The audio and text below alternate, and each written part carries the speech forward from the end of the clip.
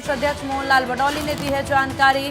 प्रदेश में संगठन के लिहाज से चुनाव चल रहे हैं। मोहनलाल भडौली के द्वारा कहना, आगे कहा, प्रशासनिक दृष्टि से हरियाणा में 22 जिले संगठन के हिसाब से 27 जिलों में अध्यक्ष बनाएंगे।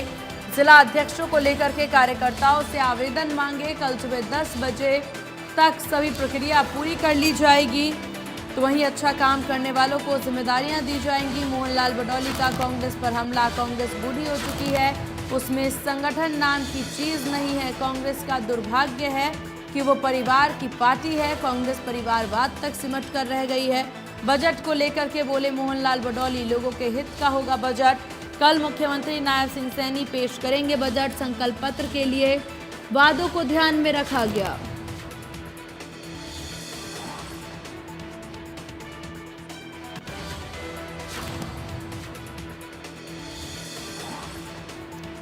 तो कांग्रेस का दुर्भाग्य है कि वो परिवारवाद की पार्टी है, ऐसा कहते भडौली नजर आए। इस वक्त ये बड़ी जानकारी।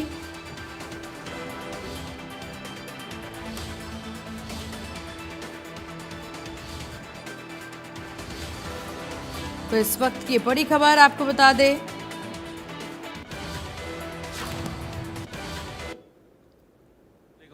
हमारे साथ हैं हरियाणा भाजपा के अध्यक्ष मोहनलाल भडौली जी। सर, सबसे पहले तो अभी हाल ही में नगर निगम में एक बड़ी जीत निकाय चुनावों में भारतीय जनता पार्टी को मिली। उसके बाद लगातार जो बैठकों का दौर, आज भी मुख्यमंत्री के साथ दिल्ली में बैठक, क्या कुछ खास कहें तो?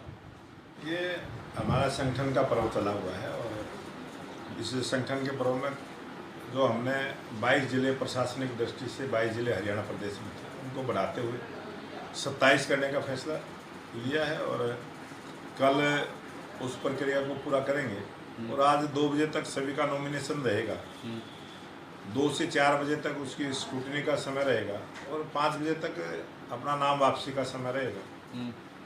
और भारतीय जनता पार्टी के अंदर भी लोकतंत्र मजबूत रहे, इसीलिए भारतीय जनता पार्टी का जो संगठन है, हर 3 वर्ष के बाद हमारी ये चुनावी प्रक्रिया पार्टी के अंदर रहती है और उसको हम पूरा करेंगे। हम अगर बात करें, यही जो नामांकन है, जिला अध्यक्षों को लेकर के संगठन आप बना रहे हैं, क्या कुछ इसके लिए प्रायोरिटी रखी गई है? किस तरीके से क्राइटेरिया रखा गया? जो लोगों ने लोकसभा में, विधानसभा में काम करा, क्या उनको दोबारा मौका, या फिर जो लोग चुन करके आएंगे वोटिंग की प्रक्रिया रहेगी?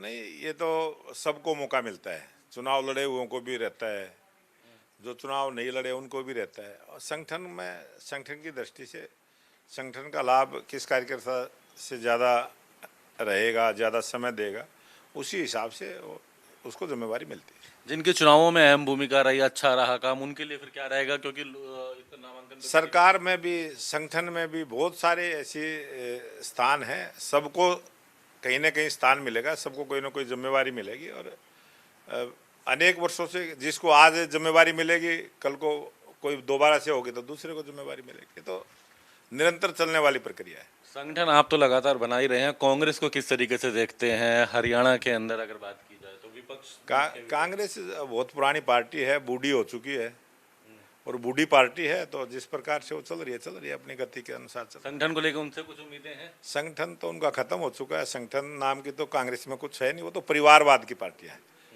कांग्रेस पार्टी का दुर्भाग्य यही है कि वो एक परिवार की पार्टी है और परिवार तक सिमट कर रह गई। एक अंतिम प्रश्न जरूर पूछना चाहेंगे। मुख्यमंत्री बतौर वित्त मंत्री बजट भी पेश कर रहे हैं हरियाणा सरकार का। जो वादे आप लोगों ने किए थे, क्योंकि जो वादे आपने संगठन के नाते विधानसभा में जब गए तब आपने किए थे, अब सरकार बन गई है, इस किस तरीके की उम्मीदें कर रहे हैं, वो कितने पूरे होंगे इस बजट सत्र में? किस तरीके से देखते हैं? भारतीय जनता पार्टी का जो चुनाव का हमारा संकल्प पत्र था, वो हमारा लक्ष्य है, हम उसको पूरा करेंगे और जनता में कही गई बात का अक्सर से पालन करते हुए अपने संकल्प पत्र को पूरा करेंगे। और कुछ चीज़ें बजट से जुड़ी हुई हैं, वो बजट में शामिल मिलेंगी। आप कल जब बजट देखेंगे उसमें वो सारी चीज़ें सम्मिलित मिलेंगी।